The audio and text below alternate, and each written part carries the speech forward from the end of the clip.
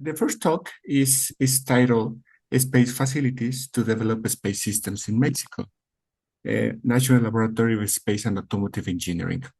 The idea of this talk is to share with you what are the current facilities that we have in Mexico, in particular, the facilities located in the middle of the country, that is the state of Querétaro.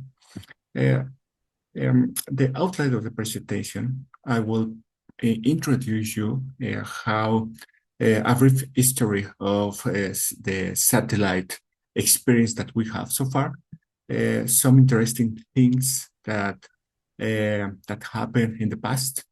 I will show you where the facilities for environmental tests are located. And by the end of the presentation, that is the majority of the time, I will talk only of this laboratory.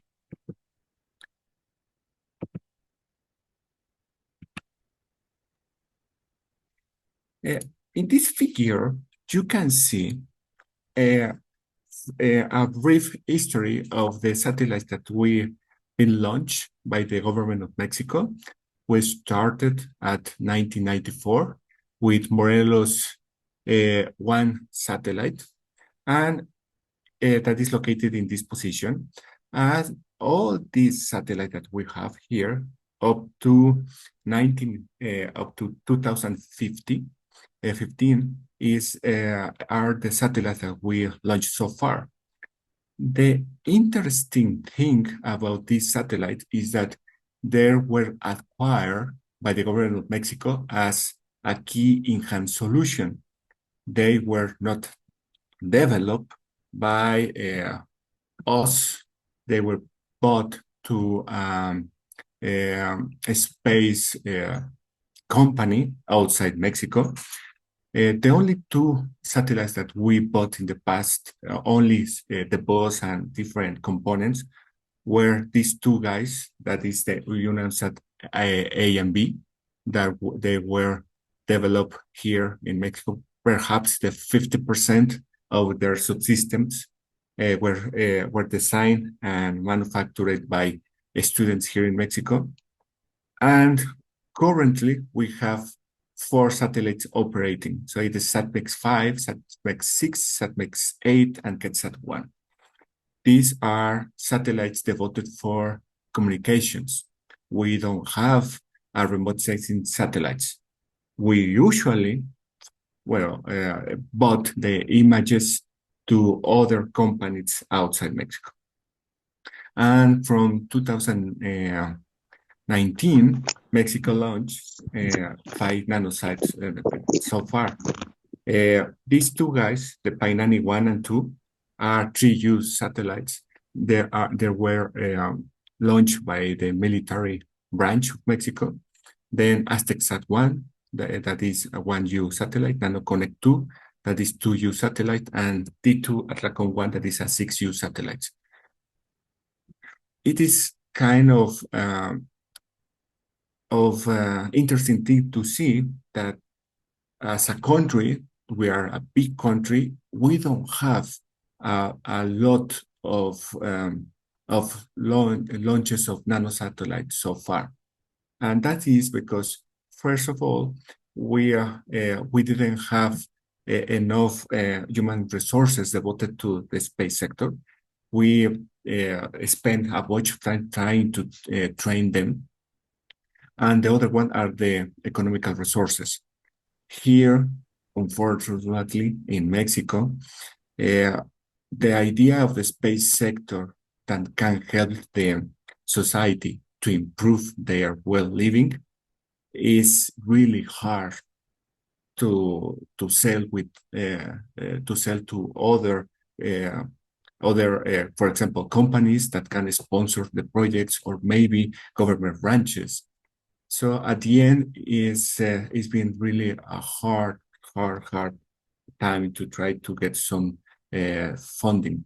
However, we have some opportunities to receive financial resources. I will talk to you more about this.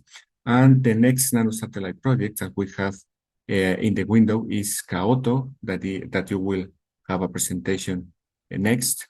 Shiba, that is a 1U satellite. Aztexa 2, that is a constellation of 4 satellites that have been developed as a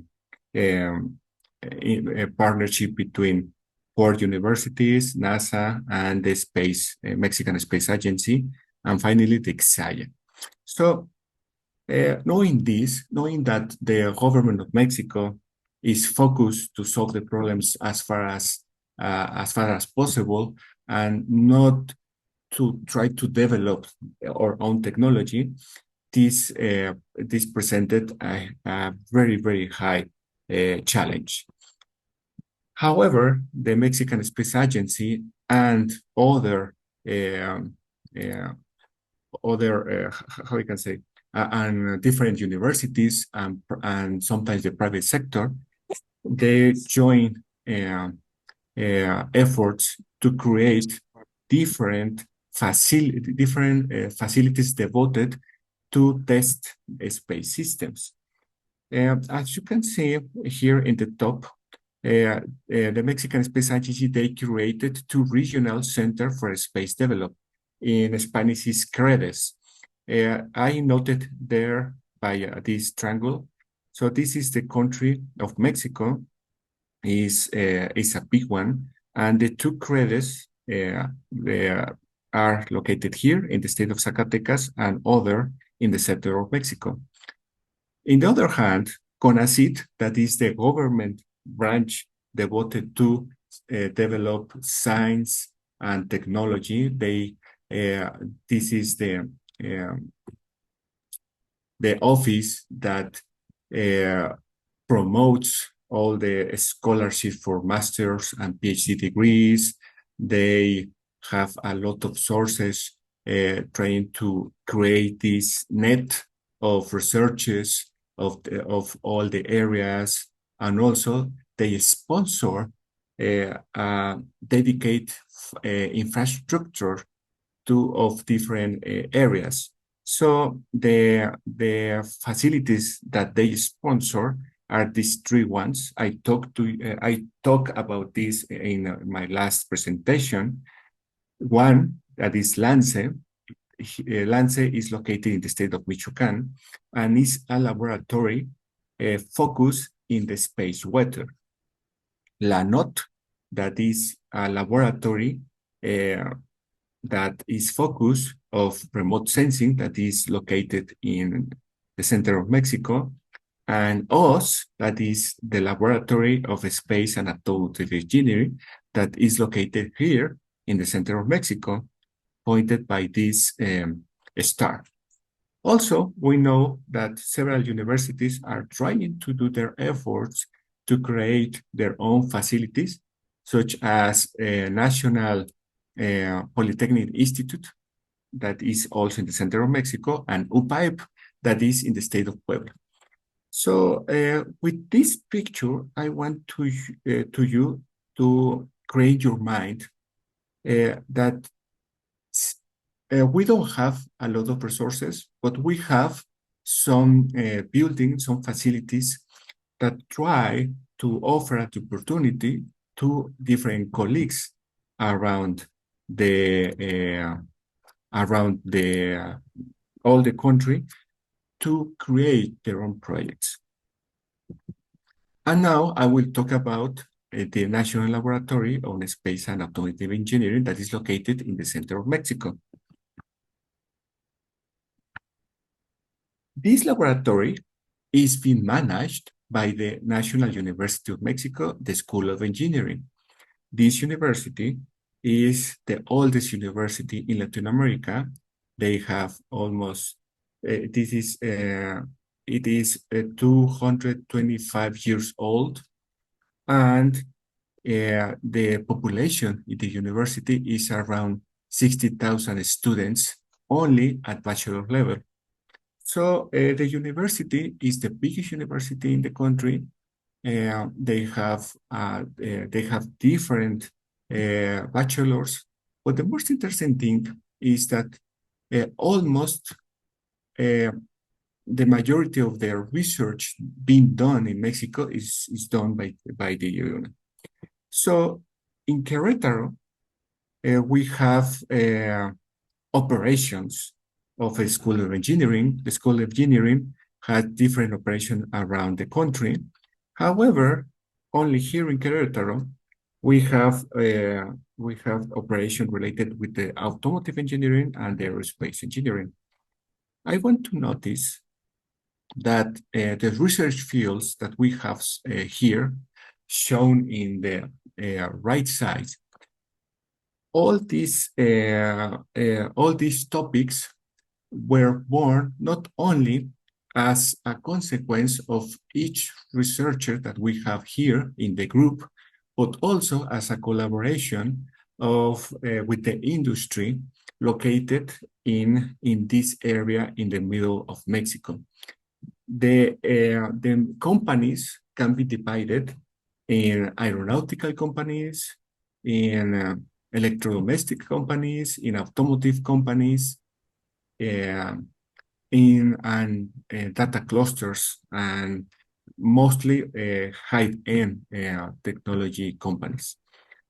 So with this, I want to try to point out the fact that in this facility, we want to create some partnership with the companies and the government located here in the government of Querétaro, because they are very sensitive about what is the importance of the aeronautic field, but now of the space field.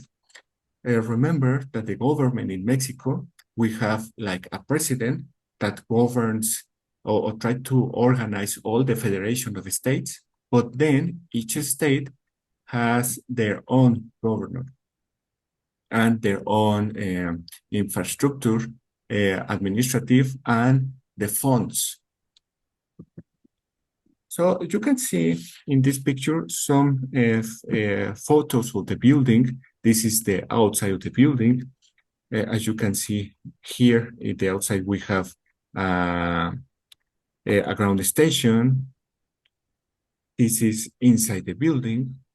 And this slide is quite interesting because from 2014, we started of operation as a national laboratory of space and technology.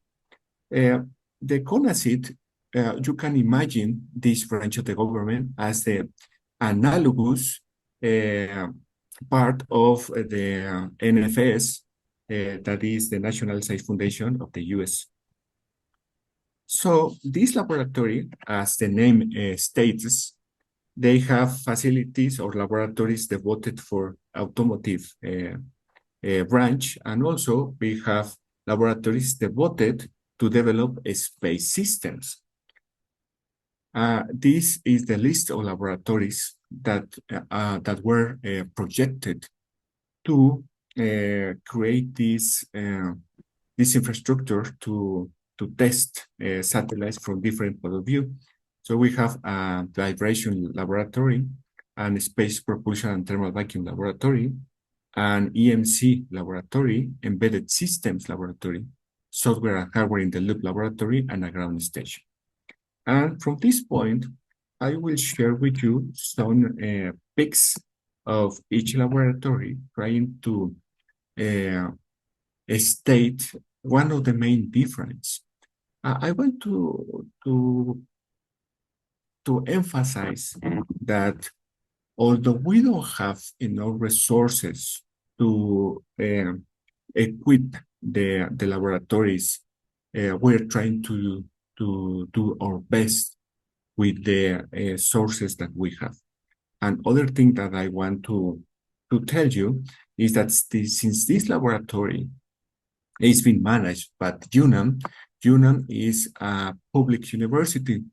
This university has a lot of students, and the problem is that we don't have a lot of resources. Only as particular data, for example, each bachelor students pay less like $1 annually for their education. So as you can see, the funds that we have are not as much as we want. So the first laboratory is the vibration laboratory. We have usually our own vibration test bench or the shakers. We have 3 different sizes. However, the jewel of the crown is this vibrometer. This vibrometer allows to us to measure the the deformation of different samples in real time without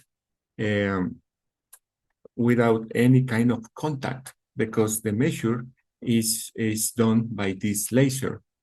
And as far as we know, this equipment is owned by only 2 or 3 universities in the country. So it's really expensive. It's an expensive equipment with a bunch of vintage. However, the actual this measure equipment has, as you can imagine, some limitation, but a great advantage against the traditional shaker, because the shaker needs to be instrumented. You need to put a bunch of sensors in the sample, and these sensors are connected with a cable that has their own weight. So when the shaker vibrates, also we need to take in account that the cable vibrates. And at the end, at the analysis of the results, we need to figure out how to remove this additional load in order to analyze how sample behaves without these artificial or additional loads. The next laboratory is the Space Propulsion and Thermal Vacuum Lab. I like to mention that when we projected this laboratory in 2013, before we received the funds from CONACYT, we have the visit of Pablo Lozano from MIT, as you know, is one of the most important researchers of space propulsion in the world. So he shared with us the experience and also the need to have a facility devoted to study and develop our own thrusters. However, we know that the need of different chambers needs to be considered in order to develop this kind of technology. However, as I said, we have limited funds, so we've designed a chamber that has the capabilities to run thermal vacuum tests to create this environment, and also to test space thrusters, in particular fault thrusters. The dimension of this chamber is 2 meters diameter times 3.5 meters long. Right now, it holds, or you can reach the military standard is 10 to the -4 torr. We have a really strong vacuum power. We have different vacuum bombs in order to reach in this moment 10 to the -7 torr in almost 3 hours, so it's not bad. And also we incorporate a cooling and heated system that manage a temperature between -80 degrees C to 120 degrees C. This chamber was projected to be this size because in our minds, we have the idea to test microsatellites of the size of the maximum size of up to 1 meter cubic. So there are really bigger satellites than the nanosatellite that, for example, that the one you CubeSat that we're developing right now. This satellite, this chamber is embedded in this vacuum room. So the idea is that this class 5 clean room is connected with this with the door of the vacuum room, and at the end you can go inside the room. You can place the sample. You can integrate your system. After that, you ingress the sample to the vacuum chamber and start the test. This area is the only area that you can find this laminar flow.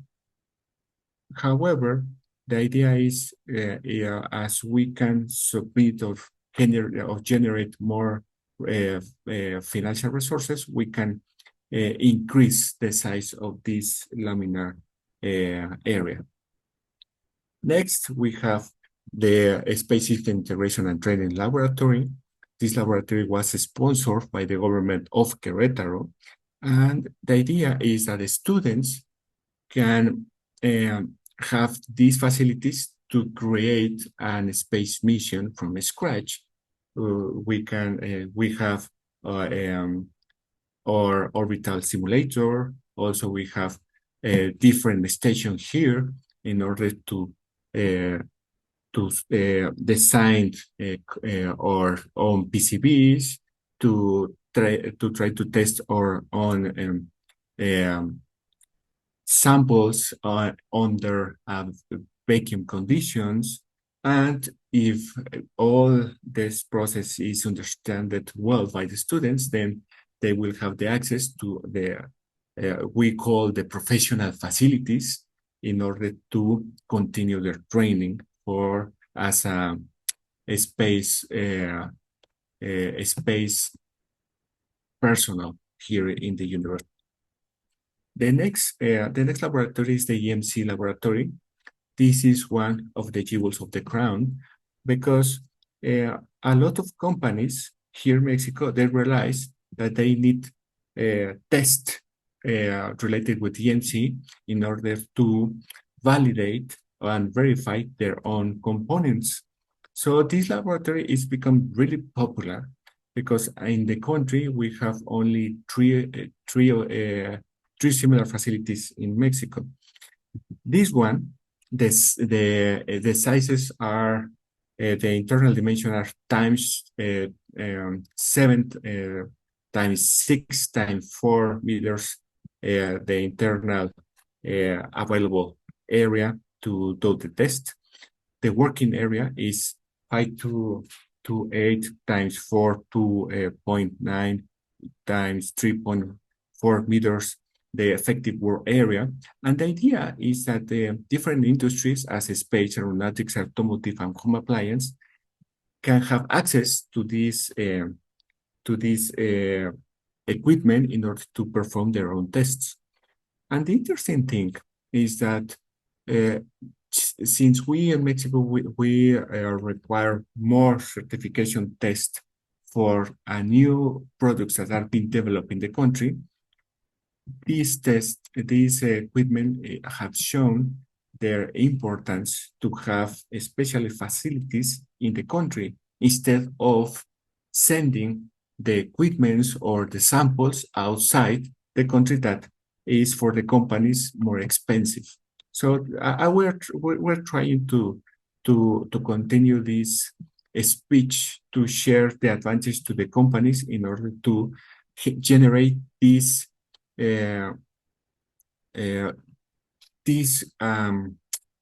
environment where companies and entities can test their own products in the country. The embedded system lab is a laboratory where actually you can create your own PCBs. We have a work surface. You can create the size of the PCBs can be up to 300 times 400 millimeters. So you can create really big PCBs cards. The capacity of these cards can be up to 14 layers. The traction solution is better than 150 microns. And the idea here is that you can have the opportunity to create from scratch a PCB, a professional PCB, instead of send your model, your design, for example, to other countries, and then they send to you back. And that is an investment of time and money for sure. Also, we have in these facilities the software and hardware in the loop laboratory, where you can emulate in real time different process as, for example, as an aircraft or some space systems, for example, I know the reaction wheel components, perhaps a complete satellite. So next one, I will talk about the ground station. In Mexico, as I told you before, our satellites are communication satellites. We don't have remote sensing satellites.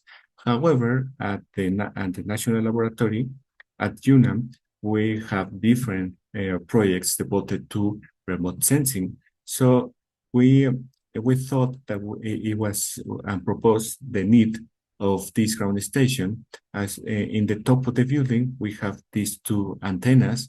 The first one is a VHF, UHF antenna for these bands, and this is a 3.5 meter diameter dish antenna for the S band and the X band.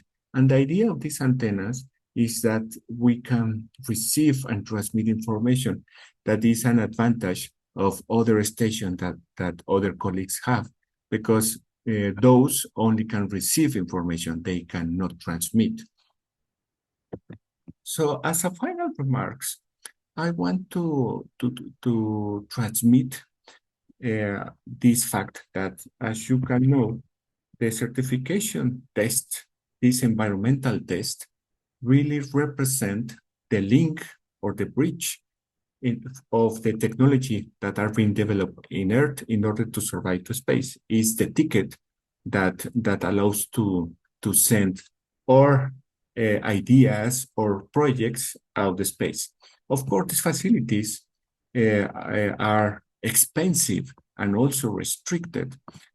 However, our idea of the National Laboratory of Space and Automotive Engineering is to have an open facility in order that academy, industry, of government can develop their own projects in a very open environment.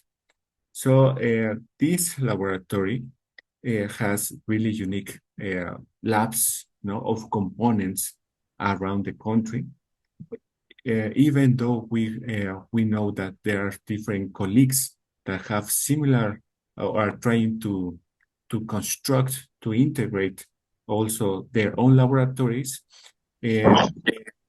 Our laboratory wants to represent a unique solution where other laboratories are located in the same building. And the idea is this one. We want to offer the opportunity to create our own technology for the common being of Mexico people. So I think that I am time. Thank you so much, Professor Barbara.